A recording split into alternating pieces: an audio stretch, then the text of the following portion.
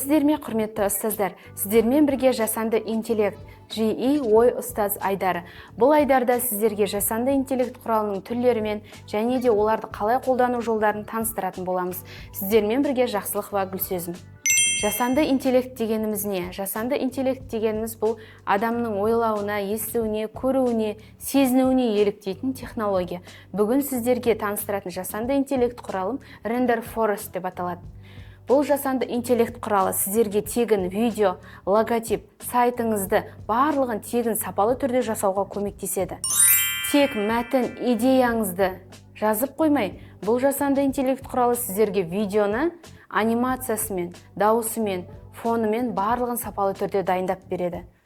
Мұғалімдерге пайдасы: күрделі тақырыбыңызды жеңіл өткізуге, оқушыларды қызықтыруға, сабағыңызды креативті өткізуге көмектеседі. Ары қарай сіздерге осы жасанды интеллект құралын жасалу жолын көрсететін боламыз. Бірінші Google-ға Render Forest деп жазасыздар. Бірінші тұрған ссылка арқылы кіресіздер, сайтты орыс немесе қазақ тіліне аударып алсаңыздар да болады. Ары қарай осы сайтқа өздеріңіздің Google аккаунттарыңыз арқылы тіркеліп аласыздар.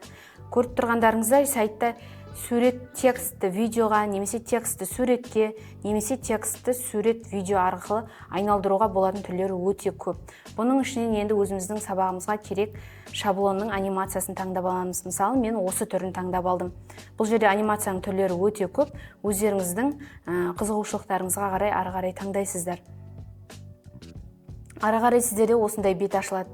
Біріншісі, яғни өздеріңіз анимациялық видеоны толықтай өздеріңіз жасап шығасыздар. Болмаса екіншісі, осындай жасанды интеллект көмегі арқылы видеоны жасайсыздар. Біз осы бөлімін таңдаймыз, яғни создать с помощью ИИ деген.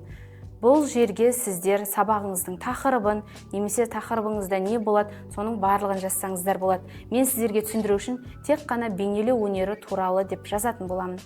Ары қарай жасанды интеллект құралы бізге қалай жасап беретінін көреміз. Мені көрдіңіздер ме? Даже 1 секунд, 2 секундтың ішінде дайын осындай алып сіздерге шаблонын дайындап береді. Бұның үшін өздеріңіз ары қарай жұмыс жасап редактировать етсеңіздер де болады, тексттарын өзгертсеңіздер де болады.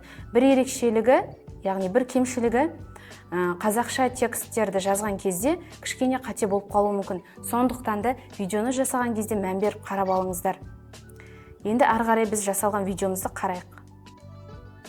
Кішкене 1-2 минуттың ішінде бейнелеу өнері адамның шығармашылық қабілетінің маңызды бір бөлігі. Ол шығармашылықты, эмоция мен идеяны білдіру жолы.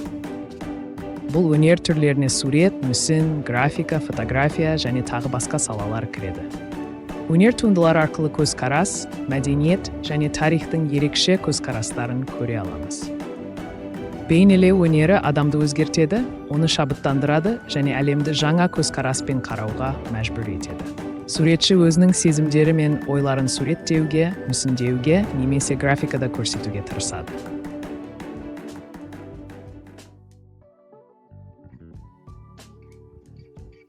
Көрдіңіздер ме? Дәл осындай оңай жол арқылы ары қарай тек қана загрузить дегенді басып, өздеріңіздің файлдарыңызға сақтап аласыздар. Енді сіздер бұл жасанды интеллект құралының пайдалану жолын түсініп алдыңыздар. Ары қарай сіздерде ой туы мүмкін.